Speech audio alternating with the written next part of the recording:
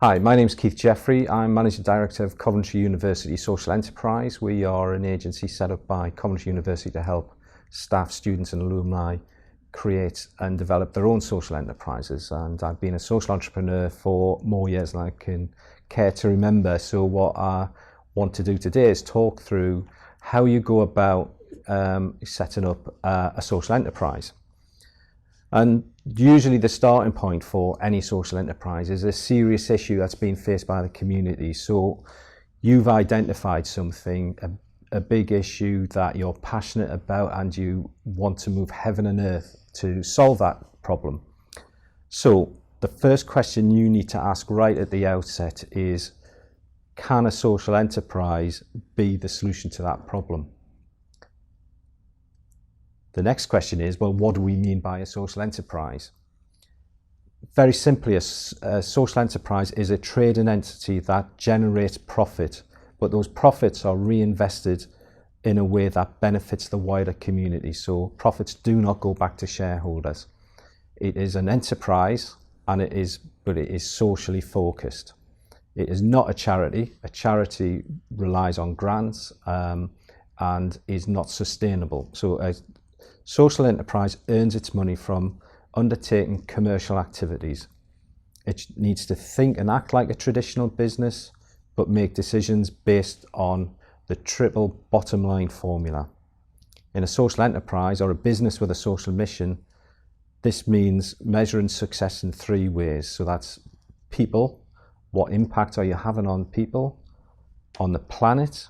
Are you environmentally sustainable? And profit, because you need to be making money to keep your business going. So in that way, a social enterprise starts to make a different set of decisions that ensure that social impact is prioritized at the same time as financial success is achieved, but in ways that are environmentally sustainable. So it's a business, but it thinks about the community and the people that it's serving. You can prioritize one over the other depending on the circumstances, but as long as your profits are reinvested back in the social mission and are not taken away by shareholders or by an individual, then you have a social enterprise. This means that you can still pay good wages because you need to be investing in the people who are running your social enterprise. So it's not about getting people to do work for nothing. It's thinking like a business, acting like a business, but thinking about the social impact and the change that you want to create, and go back to that passion and the motivation for why you started this. So you have a challenge. Can a sustainable business be created to meet that challenge? So there's a lot of social enterprises around, and I've got some examples here just to try and give you and illustrate what that is. Bosch, the manufacturers of drills and hardware, they're not a traditionally defined social enterprise, but they reinvest 96% of their profits back into the company, and most of the rest goes to charitable foundations. So they're working as a social business. They are thinking about the social impact that they want to have. It's a big household name. Jamie Oliver has, who is the internationally famous celebrity chef. He has a chain of restaurants which he is called 15, which is open right across the world now. And he takes disadvantaged young people who aren't doing well at school or are getting into trouble, and he trains them up into with catering skills, takes them into the catering business and gives them new skills and enables them to build a better future for themselves by having the ability to get work within the restaurant industry.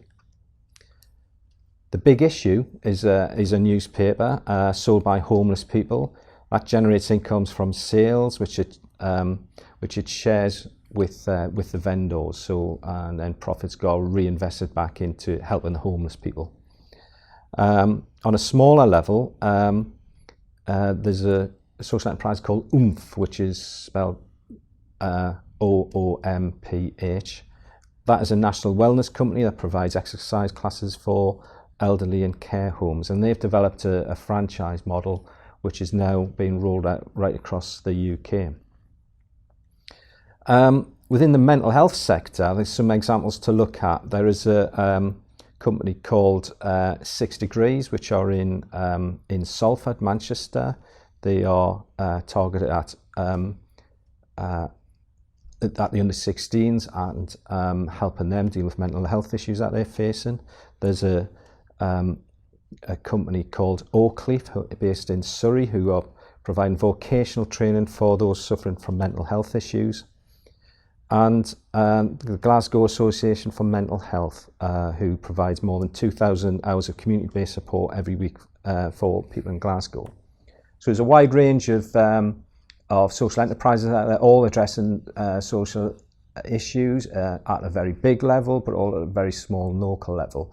And if you are able to see income generation from direct sales to customers, directly to the public, say through a cafe bar, or you might be able to get contracts from public bodies to deliver the service, then you're in business. In the UK, there are over 70,000 social enterprises alone, so as more and more people are starting to take this as an option, and that's grown all the time. So it's a vibrant sector, it's full of ideas, it's full of people that can help you meet the challenges you face in your own community. So as you start to think about it, do some research, find out what's happening. So when you are devising, so therefore going back to once you've made that sort of decision, first question you need to talk about is, are there reliable income streams associated with the social challenge you want to solve? If that's the case, be confident about that. Go and test the idea. That's the first thing you must do. There is no substitute for actually doing it. And this is your market research phase. Start off by talking with the people that you are likely to be working with, the people that you want to serve. Talk to the people who are more likely to pay for your service or product. Start building up relationships and knowledge, and start testing whether there really is a market for a social enterprise dealing with the challenge that you want to meet. By all means, undertake desk research. Find out, go on Google, find out what opportunities there are, who's in your marketplace. But this is setting up a business is a practical art. And the only way you'll ever know if your idea is going to work is that if you get real people engaging with your proposition right from the outset. So try a tester exercise, try and speak to run little events within the community that you work with, just something which can give you a gut feel to think, yes, this can work. If you can do that, it can save a lot of heartache, and it'll tell you straight away whether you've got a business or not. Also, at the outset, take one step at a time. Setting up any business, but particularly social enterprise, is quite an overwhelming experience at times. So find some mentors, advisors who can act as critical friends throughout the process. You're going to need a team around you. That could be volunteers, it could be a team of directors, people who can help you make that social enterprise real. You can't do this alone. So find people who are committed and believe in the idea that you are developing as much as you do, but who can bring skills, knowledge and expertise to the table. You need to build a really strong team, people who know about finance, about marketing, about how to build teams. So get that team together. So do your little tester exercise, build your team. Then once you're feeling strong enough about the idea, get it down on paper and start to write a plan. It's important to do this for two reasons. One is it articulates to yourself what you need to do, what the challenges are. And secondly, it gives you an advocacy document to go out and take to potential funders, potential investors. It helps within your team, so it gives you a document which can help shape and develop your future activities.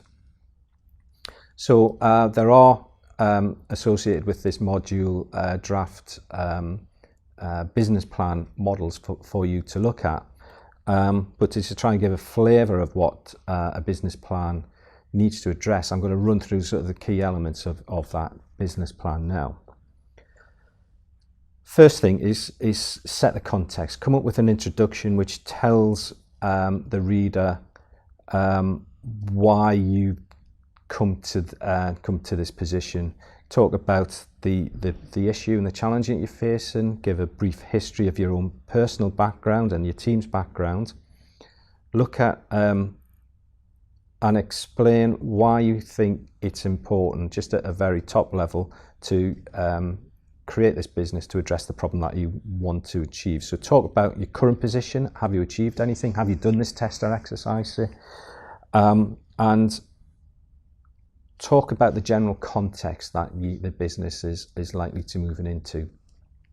So is the market declining? Is the private sector moving out of your community and you want to step in to fill the gap? That sort of thing. Look very carefully at your competition.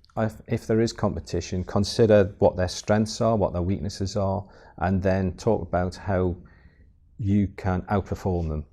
So talk about their strengths and talk about you can at least match those strengths, but how can you outperform them on their weaknesses as well? Ultimately, you need to convince people that the business is going to grow and endure. So you need to be really clear about why you think your business model is going to be effective. So that's about setting the scene. That's about your context. That's about saying, this is where we are now. These are the things we've done. We are a credible team who understands the situation, and we've got a great idea to solve the problem that we've identified. Then the next step is to say, where are we going to be in 3 years' time? Try and paint a picture of what you want your business to achieve within a reasonable time scale. So put yourself into the future. Talk about what it is you want your organization to look like, to have achieved, the relationships it needs to have. And that's setting your vision. So you need to be, if you're clear about where you want to go, that's going to help determine what you need to do to get there. So this isn't rocket science. It's I want to be at that position in 3 years' time, and then you can work back from there to say, I need to do these steps. I need to achieve these things. I need to have made this sort of progress in this sort of way to achieve that vision. And that's your business strategy. So your business strategy is a high-level description of what you want to achieve, whether the market's ready for the business, and that you have the right skills in place. So a vision is an inspirational statement articulating how you want to be positioned in your target marketplace within a definite time scale. So that sets your destination in an achievable time frame. So you could be saying, by 2018, we will be the leading supplier of mental health services in this community. Something along those lines. Make it as powerful and as rich as you can. You need to be excited by that vision. You need to be really motivated by that vision. Then your next step is to describe your mission, and this is where you explain how you're going to achieve that vision. It's a broad description of the services you're going to offer or the products that you might make. So you will then say, our vision is this, and our mission, and we will achieve that vision by focusing on the needs of our community in the following ways. By providing, then you can list your services that you provide, if you're providing facilities, that sort of thing. An important thing to add in at this point is a description of your social mission. And this is the social good that you're trying to achieve, because this helps keep you focused on why you're doing this. Talk about this is a description of the challenge that you're trying to meet and the problem that you're trying to solve. So think about that, think and try and articulate that, because if you've achieved your vision, you should have achieved your social mission at the same time. So we've got the big picture. We started to explain how we are going to achieve that big picture. The next thing is to do is say, well, look, how do we know as we progress we will have been successful? And these are your aims, and these are sort of general ways of describing what achievements you need to have made to be seen to be successful. So you can say something like, we know we are being successful if we have a growing client base, say, or we have won an award, or we have a certain visibility within our market. So think about what are those measures of success that you would, at a general level, which would indicate that you're making progress to achieving your vision. Then drill down from that and define some objectives. And objectives need to be SMART, which is an acronym for being specific, measurable, assignable, which means that person there is responsible for achieving that output, is realistic, and is time related. So you say in year one we need to achieve 2 contracts, we need to reach 35 customers. In year 2 that would grow. Make sure that those aims and those objectives are related to your income target. And because if you set the right objectives and the right aims, the income should flow naturally from your activities, and that's what's going to make it sustainable. Values. It's really important to understand how you go about things. You need to understand what values are crucial to your long-term business support. So how are you viewed by your customers? What are the benefits that you're offering? Is there a particular way of doing things that's important, that's going to guarantee your success? It's those values which are going to inform your day-to-day activity, and it's what's going to motivate you and your team in the long run. Your values therefore need to be matched up to achieving your social mission. So you can't, if the way you go about doing things is is overly aggressive, say in a particular marketplace, that might be counterproductive. So you need to make sure that your values match the ambitions and the vision of the organisation. I've already talked about strengths and weaknesses, but I think now at this point it's really important to go into quite a lot of detail about about strengths and weaknesses. So this is a SWOT analysis. So talk about strengths, weaknesses, opportunities and threats. Strengths and weaknesses are internally focused. So describe your strengths and how they underpin and add value to the business. And weaknesses, describe where you know you're weak and how you're going to address those weaknesses in the short term. Then opportunities and threats are external issues. So what opportunities exist now and perhaps in the future which make your social enterprise viable and with a potential to grow in the long run. In threats, it's about what could affect your business and how you're going to deal with those threats. So changing in public sector funding regimes, for example, might be an obvious one. What happens if a new government gets in and cuts funding? So all of this is, as you're writing a plan, this should be helping you come up with quite a rigorous understanding of your own business proposition. Now you need to start thinking about, we've got a clear business, we've got a strong team, we understand the opportunities that exist there. How are we going to place ourselves in the marketplace? This is marketing. When we talk about marketing, this is not about flyers, leaflets, press releases, websites. Marketing is about getting the right product in the right marketplace for the right customer at the right time. I've delivered services which have failed because despite doing a lot of marketing, doing a lot of research, because customers didn't want it. I've put products out which have just flown because it was the right thing at the right time. And like I say, you will only know these things once you actually do it. So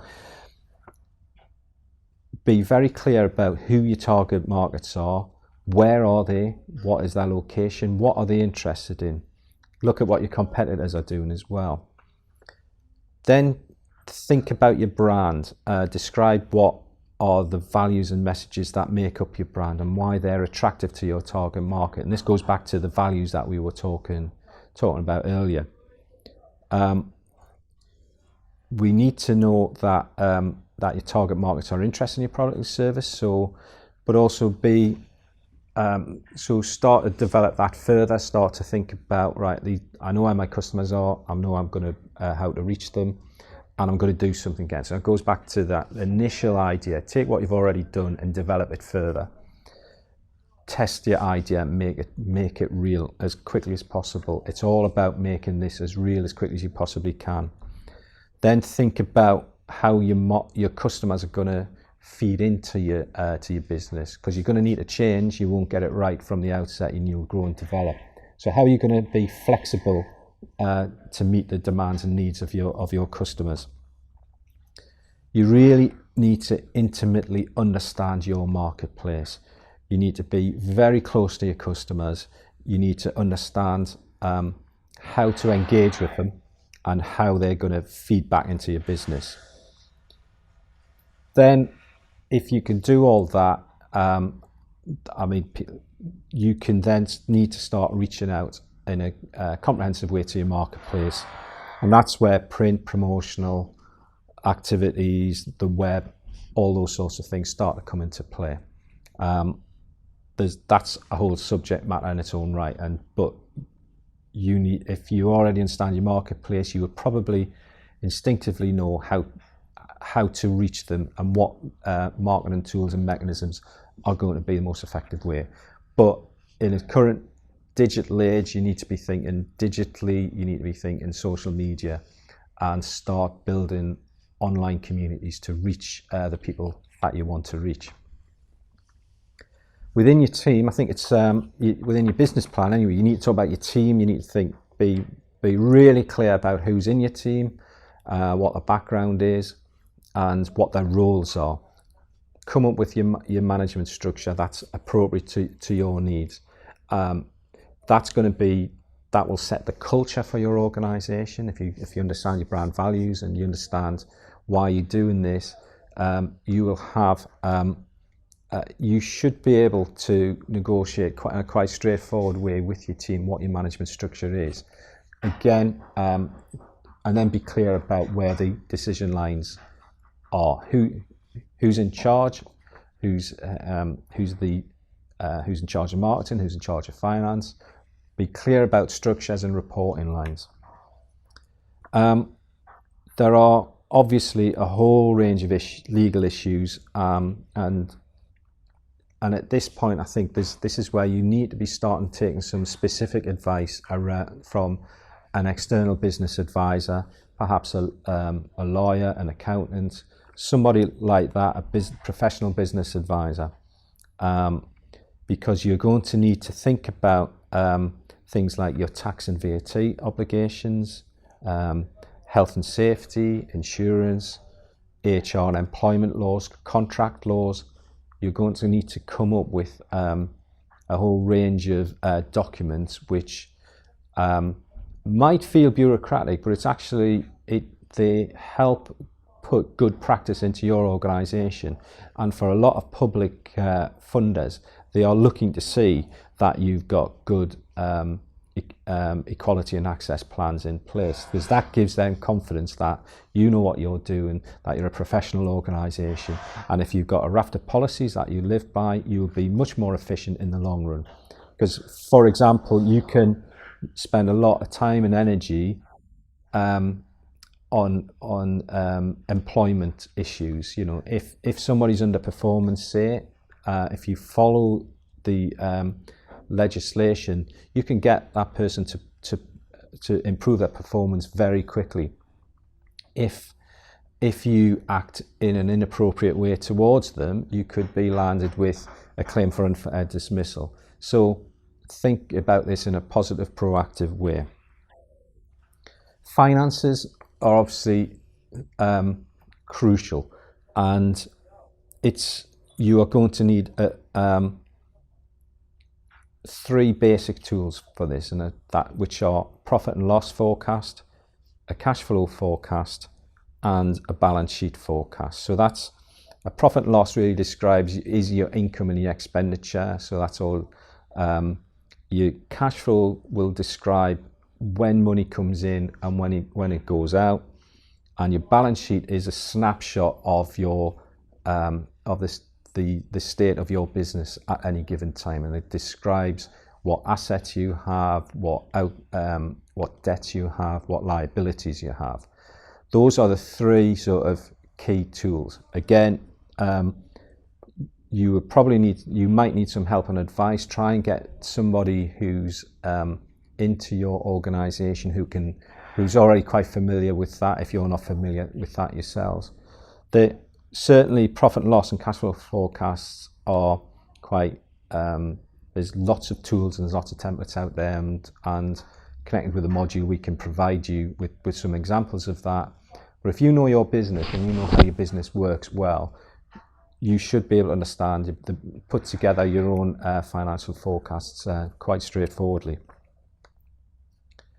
It also, the cash flow is particularly important because it helps you identify any challenges that you might have in the future. So it'll help you plan more effectively to deal with those challenges.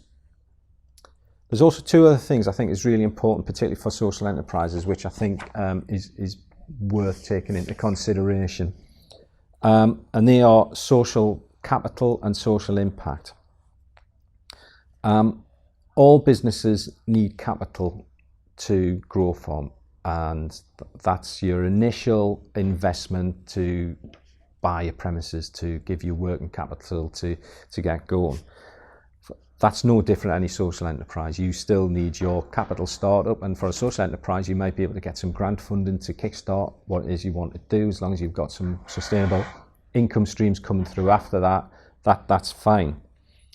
But social capital is something that social enterprises have but perhaps don't recognise, and if they thought about it more, could sort of utilise it more effectively.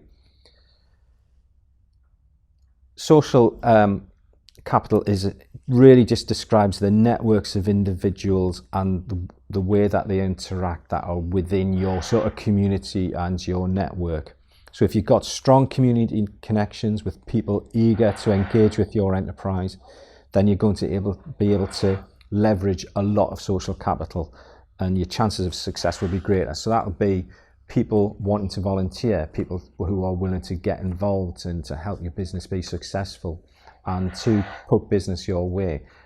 People are more likely to buy into your business if you're able to describe yourself as a social enterprise, because then people can see that any surplus is going to be retained within their own community, and people will be very interested in that and will want to support that. If you're acting in isolation from the community that you're supporting, you're going to have very low amount of social capital, and that's going to make it hard in the long run for you to survive. So really think about cultivating your networks and the communities that you're involved with. When running a social enterprise, it's really important to have a story about what you are doing, and part of the story we've already gone through, and it runs right through the business plan. We are here. We are trying to solve this problem, we're trying to make the world a better place, and we're doing it in a sustainable, business-like manner. But the end point of that story is the social impact of what you do. The reason why you set up a social enterprise is because you want to make a difference to the challenge that you've identified. So find ways of describing what that impact is. So that could be the numbers of people that you've engaged with, qualitative measurements of changes in people's quality of people's lives, for example, numbers. There's a whole range of ways of measuring that. You can do it in a very informal manner, or there's about 25 different measures of measuring social value and social impact. Find the one that works for you best, but always be ready to communicate the difference that you're making. That's what I've got to say today. It's a very sort of brief overview of what it takes to get a social enterprise off the ground, but if you've got a firm plan in place and you're passionate and motivated, there's absolutely no reason why you can't make a success of your social enterprise.